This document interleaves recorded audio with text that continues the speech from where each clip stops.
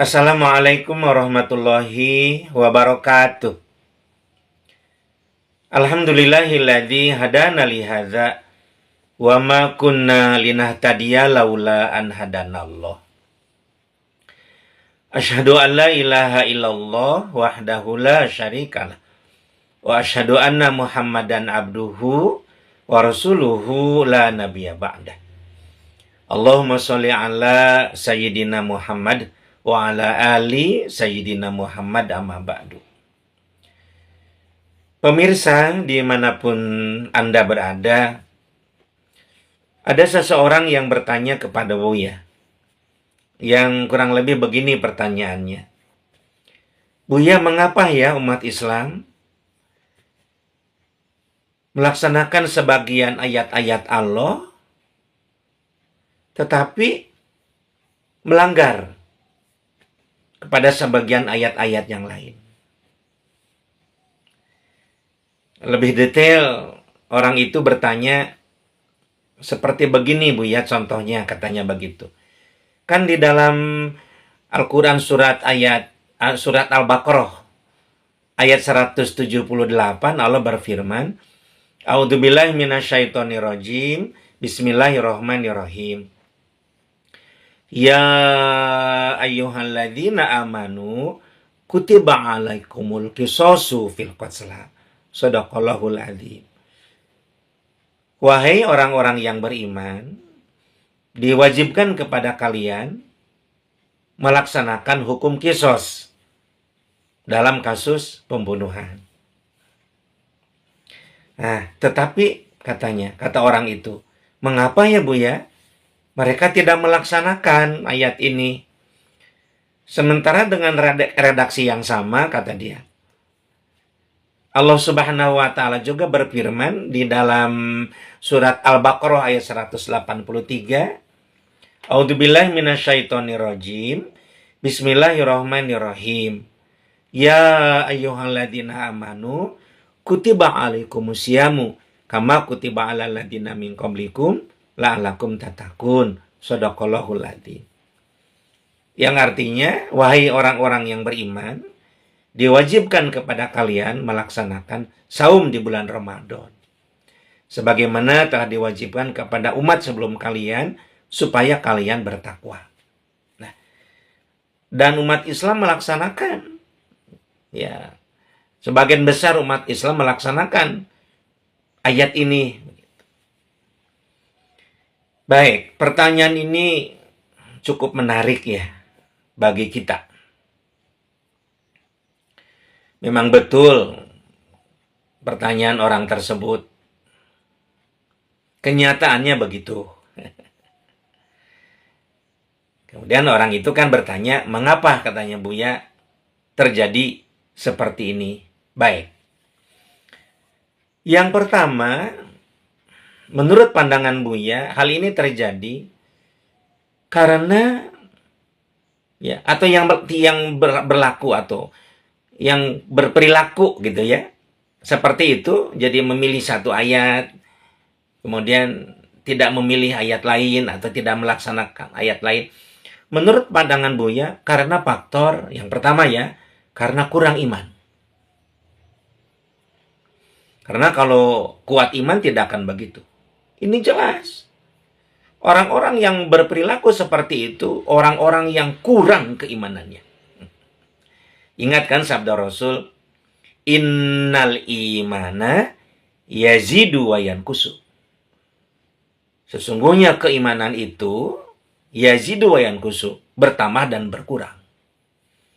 Ya tentu saja kalau keimanannya tidak dipupuk dengan baik, kemudian keimanannya tidak melaksanakan ya, dengan keimanannya itu tidak melaksanakan perintah Allah dan menjauhi larangannya, lama-lama itu menjadi terkikis, kena erosi.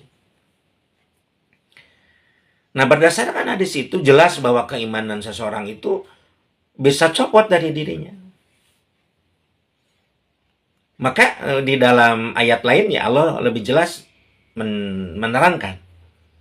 Seperti di dalam surat An-Nisa ayat 136, A'udzubillahi minasyaitonirrajim. Bismillahirrahmanirrahim. Ya ayyuhalladzina amanu aminu. Hai orang-orang yang beriman, berimanlah. Ya ayyuhalladzina amanu aminu. Hai orang-orang yang beriman, berimanlah. Allah memanggil, menghimbau, bahkan memerintahkan kepada orang-orang yang beriman untuk beriman. Jadi keimanan ini perlu terus diperbarui. Dalam pengertian dijaga, dikuatkan begitu. Kemudian juga di dalam surat Al-Hasyr ya, ayat 18. Begini itu kronologisnya. Kalau kita sudah beriman, kemudian meningkatkan keimanan, maka kita melanjutkan dengan ketakwaan. A'udzubillahi minasyaitonirrajim. Bismillahirrahmanirrahim. Ya ayyuhalladzina amanu. Ya ayyuhalladzina amanu taqullaha wal tanzur nafsum ma qaddamat liqad. Wa taqullaha innallaha khabirum bima ta'malun, begitu. Sampai ujung ayat. Ya ayyuhalladzina amanu, hai orang-orang yang beriman, ittaqullah. Bertakwalah kepada Allah. Nah, jadi kesimpulan yang pertama Buya sampaikan kepada pemirsa, karena kurang iman. Kalau orang sudah kuat imannya, wa samina wa ata'na. Ada apapun perintah Allah, dimengerti, tidak dimengerti. Apalagi ini bisa dimengerti, dilaksanakan. Ya, begitu. Sebagaimana baginda Ibrahim alaihissalam. Wah, Khalilullah, kekasih Allah gelarnya. Karena beliau mendapatkan perintah dari Allah, meskipun tidak bisa dia mengerti, itu dilaksanakannya.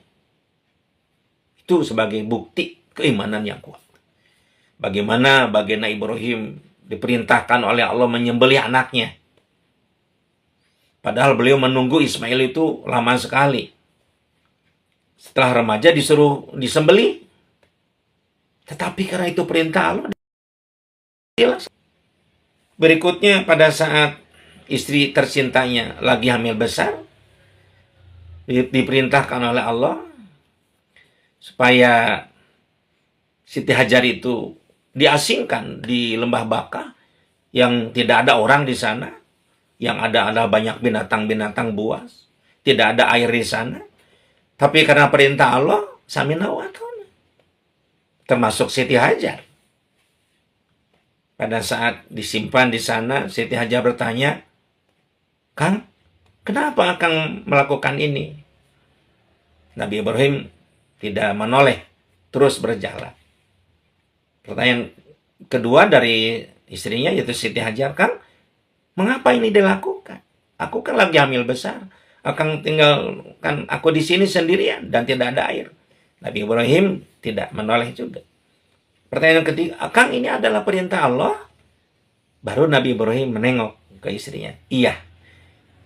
Baik Nabi Ibrahim dan Siti Hajar menerima perintah Allah. Berarti kekuatan imannya luar biasa. Jadi orang-orang yang tidak melaksanakan Al-Baqarah 178, kemudian melaksanakan Al-Baqarah 183, itu berarti pilih-pilih ayat. Orang-orang itu kurang keimanannya. Maka Buya menghimbau banyaklah beristighfar, supaya kita dekat dengan Allah. Berkumpullah dengan orang-orang soleh.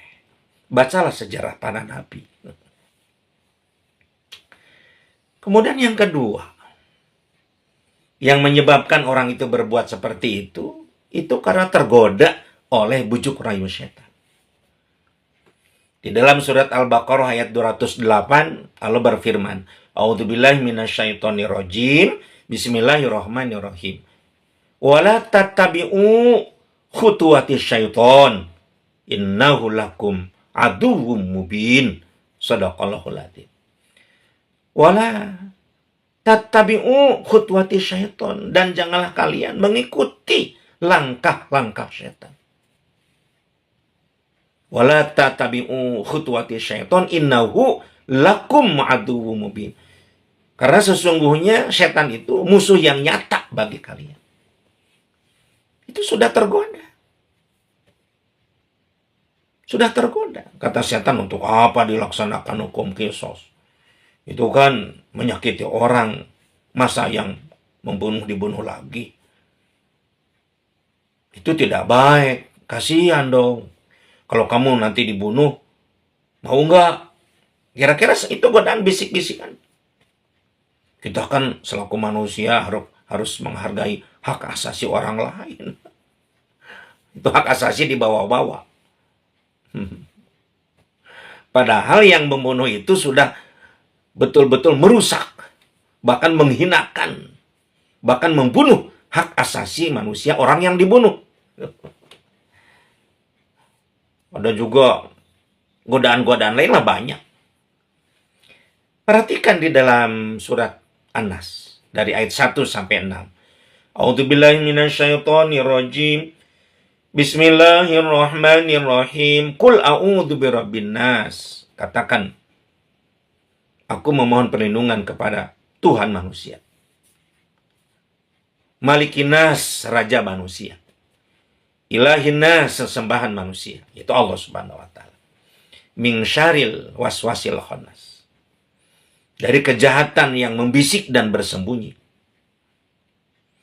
Alladzi waswisu fi sudurinas, yaitu yang membisik-bisikan ke dalam dada manusia. Minal jinnati wanas. Nah ini penting. Minal jinnati wanas, dari golongan jin dan manusia. Jadi bukan saja dari jin, itu bisikan dari manusia. Kita punya teman, ngobrol dengan teman-teman yang sama-sama kurang iman. Muslimnya mungkin KTP.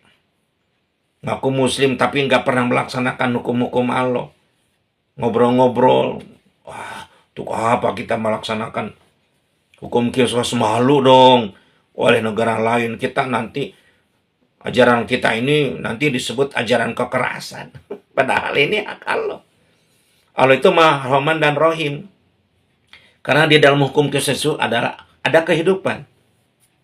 Walakum fil qisasi hayatu ya ulil albabi la'alakum tattaqun. Begitu firman Allah di dalam surat Al-Baqarah ayat 179. Dan bagi kalian di dalam hukum qisas itu ada jaminan kehidupan. Justru untuk menjaga marwah nyawa seseorang, maka ada hukum qisas. Nah itu yang kedua, godaan setan. Yang ketiga, yang menyebabkan orang itu pilih-pilih ayat, apa itu? Karena faktor kesombongan. Nah ini nih. Kesombongan dengan akalnya. Merasa lebih hebat. Padahal Allah ya Rabbi, manusia itu kan kepunyaan Allah. Allah Subhanahu wa taala berfirman di dalam surat Yunus ayat 66. A'udzubillahi minasyaitonirrajim. Bismillahirrahmanirrahim. Ala inna lillahi man fis samawati wa man fil ardh. Shadaqallahul adzim. Ingatlah, sesungguhnya kepunyaan Allah lah man fis samawati wa man fil ardh. Makhluk hidup yang ada di bumi, di langit dan di bumi, seluruhnya kepunyaan Allah. Kemudian juga di dalam surat Al-Baqarah ayat 284, Allah juga berfirman, A'udzubillahi minasyaitonirrajim. Bismillahirrahmanirrahim. Lillahi ma fis samawati wa ma fil ardh. Kepunyaan Allah lah segala apa yang ada di langit dan di bumi. Kalau Yunus 66 makhluk hidupnya, kalau Al-Baqarah 284 makhluk yang tidak hidupnya, semuanya kepunyaan Allah. Bagaimana kita bisa sombong di hadapan Allah? Semuanya kepunyaan Allah. Kalau orang sudah dikasih penyakit stroke oleh Allah, otaknya sudah tidak berfungsi lagi. Jangankan bisa sombong kepada Allah. Mereka tidak mengenal siapa orang-orang yang di hadapannya. Bahkan lupa akan dirinya sendiri. Terlebih lagi tentang pengetahuan yang selama ini diagung-agungkan. Ilmunya hilang sama sekali. Karena Semuanya kepunyaan Allah. Kembali kepada Allah. Inna lillahi wa inna ilaihi rajiun. Semuanya kepunyaan Allah dan kembali kepada Allah. Orang-orang yang seperti itu sebagaimana disebutkan di dalam surat Al-Furqan ayat 43 dan surat Al-Jasiyah ayat 23. A'udzubillahi minasyaitonir rajim. Bismillahirrahmanirrahim. Afara'aita man ittakhadha ilahahu hawa.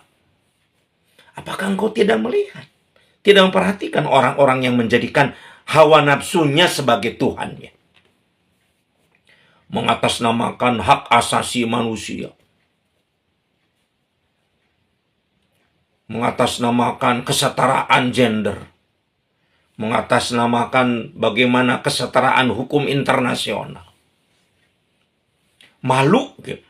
Kalau kita menggunakan hukum Islam, kira-kira begitu. Tidak sesuai dengan gaya-gaya Eropa, Amerika, dan sebagainya. Sombong mereka. Padahal hukum qisas ini hukum yang terbaik. Pernah terjadi atau dijadikan atau ada sensus lah di negara Muslim. Salah satu negara Muslim yang sudah melaksanakan hukum qisas. Dalam kurun waktu 25 tahun, hanya terjadi 16 kali kasus pembunuhan. 1 tahun terjadinya pembunuhan juga tidak. Dalam kurun 25 tahun, hanya 16 kali kasus pembunuhan. Coba di negeri. Orang-orang yang pada umumnya tidak melaksanakan hukum qisas. Berapa banyak kasus pembunuhan terjadi sampai dimutilasi dan lain sebagainya. Cobalah kita berpikir. Jangan mentang-mentang kita lagi punya akal yang lagi muda. Kalau sudah sepuh nanti usia. Sudah sepuh kembali ke seperti bayi lagi. Begitu Quran menyampaikan. Kemudian yang berikutnya, menurut pandangan Buya, adalah faktor rasa takut. Rasa takut yang diada-ada. Aduh, nanti kalau hukum qisas dilaksanakan, kita nanti bisa dibunuh. Nah, berarti sudah karakter pembunuh. Kalau takut dibunuh, seolah-olah kita ini akan membunuh. Justru dengan adanya hukum qisas ini untuk menyelamatkan nyawa seseorang. Takut dikatakan negara kita ini terbelakang dengan hukum qisas. Takut melanggar hak asasi manusia. Wah, macam-macam. Allah, astagfirullahaladzim.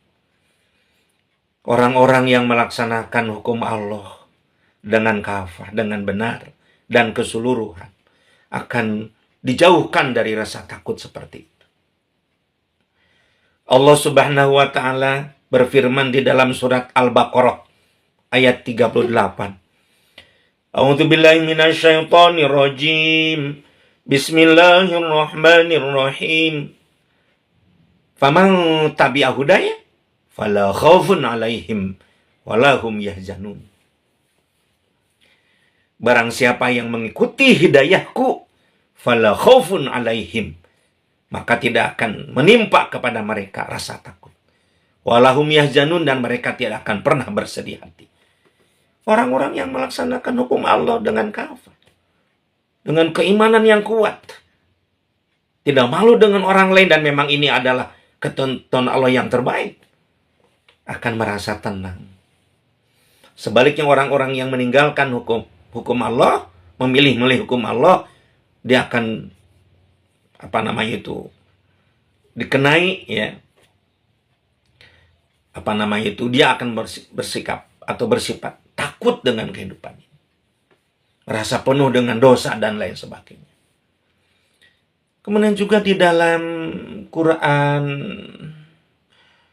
surat Al-Ahqaf ayat 13. A'udzubillahi minasyaitonirrajim. Bismillahirrahmanirrahim. Innal ladzina qalu rabbunallahu tsumastaqamu fala khaufun 'alaihim wala hum yahzanun. Shadaqallahul adzim. Sesungguhnya orang-orang yang mengatakan Tuhan kami adalah Allah, tsumastaqamu, kemudian mengamalkannya dengan istiqomah, dipraktekkan dengan istiqomah, fala khaufun 'alaihim wala hum yahzanun. Kalau kita ingin mendapatkan ketenangan, tidak punya rasa takut dalam kehidupan ini, coba dilaksanakan dengan baik perintah-perintah Allah itu. Kemudian di dalam surat Yunus ayat 62. Siapa sih orang-orang yang mendapatkan kasih dari Allah? Kekasih-kekasih Allah itu siapa? Begini. A'udzubillahi minasyaitonirrajim. Bismillahirrahmanirrahim.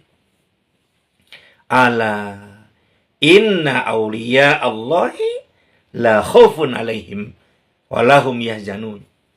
Ingatlah sesungguhnya kekasih-kekasih Allah itu orang-orang yang tidak merasa takut dalam kehidupan ini dan tidak bersedih hati. Jadi kita jangan takut oleh manusia, oleh siapapun untuk melaksanakan hukum Allah ini. Kalau kita melaksanakan hukum Allah justru akan kita akan dihinggapi, disipati, punya sikap tenang. Keadaan kita tenang, ingin tenang hati, tidak takut, laksanakan dengan baik hukum-hukum Allah itu. Yang terakhir, jawaban Buya atas pertanyaan tadi, tidak lain dan tidak bukan mereka melakukan ini karena mereka tidak masuk kepada Islam dengan kafah. A'udzubillahi minasyaitonirrajim. Bismillahirrahmanirrahim. Ya ayyuhalladzina amanu khulu fis silmi kafah. Sadaqallahul adzim. Hei orang-orang yang beriman. Udkhulu fis silmi kafah. Masuklah kalian kepada Islam dengan kafah. Keseluruhan. Tidak dipilih-pilih. Jangan ragu dengan ayat-ayat Allah. Semuanya demi kebaikan manusia. Tidak mungkin Allah Sang Pencipta yang punya sifat Rahman dan Rahim akan menyengsarakan manusia. Demi kemanusiaan. Demi kehebatan manusia. Kemuliaan manusia. Buya akan menyampaikan sedikit lagi nih. Siapa sih sebenarnya yang disebut juga sebagai orang-orang yang benar-benar kafir? Itu orang-orang yang memilih ayat-ayat Allah. Memilah ayat-ayat Allah. Sebagian dilaksanakan karena memang cocok mungkin dengan mereka. Menyenangkan mereka, menguntungkan mereka. Dan membuang ayat-ayat yang lain yang menurut pandangan mereka tidak sesuai dengan tuntutan zaman. Allah astagfirullahaladzim. Padahal Al-Quran ini ada up to date sampai kiamat nanti. Karena wahyu Allah. Awal akhir. Allah Ta'ala awal dan akhir. Al-Hayya dan hidup. Terusnya tidak akan mati. Allah Subhanahu wa Ta'ala berfirman di dalam surat An-Nisa ayat 150 dan 151. A'udzubillahi minasyaitonirrajim. Bismillahirrahmanirrahim. Wa yaquluna nu'minu bi ba'din wa nakfuru bi ba'din wa yuriduna ayyattakhidhu baina dzalika sabila. Allah ya Rabb. Astagfirullahaladzim. Ngeri kita melihat orang-orang seperti ini. Mereka berkata, nu'minu bi ba'din, kami beriman kepada sebagian. Wa nakfuru bi ba'din, dan kami kafir kepada sebagian. Apa kata mereka? Yuriduna ayyattakhidhu baina dzalika sabila. Mereka hendak menjadikan atau ingin menjadi seorang yang berada di antara keimanan dan kekafiran. Mencari suasana aman. Wah, jangan terlalu beriman. Nanti kita disebut teroris, garis keras. Dan juga kita jangan terlalu tidak beriman. Nanti kita dikatakan ya orang yang beriman, berislam tetapi kurang pengamalan. Kita berada di tengah-tengah aja lah. Jangan terlalu depan, jangan terlalu belakang. Astagfirullahaladzim. Udkhulu fis silmi kafah. Masuk dengan kafah. Jangan ragu, jangan takut, jangan malu. Peganglah Quran dengan kuat. Sebagai pedoman hidup. Ini yaquluna nu'minu bi ba'din. Kami beriman kepada sebagian wa nakfuru bi ba'din. dan kafir kepada sebagian. Wa yuriduna ayyatahidu, dan mereka menginginkan mengambil baina dzalika sabila, jalan di antara kafir dan iman itu. Allah, apa firman Allah berikutnya? An-Nisa 151. Ulaika humul kafiruna haqqa. Nah, mereka itulah orang-orang yang benar-benar kafir. Wa atadna lil kafirina azaban muhina. Shadaqallahul adzim. Dan Allah dan kami Allah telah menyiapkan bagi mereka orang-orang kafir itu siksa yang sangat menghinakan. Begitu pemirsa rahimakumullah, Buya sangat berharap dengan penjelasan Buya ini dari pertanyaan seseorang menjadikan kita betul-betul mengambil keseluruhan ayat Al-Quran. Jangan memilih dan memilah. Terima dengan baik dan benar. Insya Allah kita akan mendapatkan pertolongan dari Allah Subhanahu wa Ta'ala. Terima kasih banyak atas perhatiannya. Mohon maaf kalau ada kata-kata yang tidak berkenan. Wabillahi taufiq wal hidayah wa ridha wal inayah. Wassalamualaikum warahmatullahi wabarakatuh.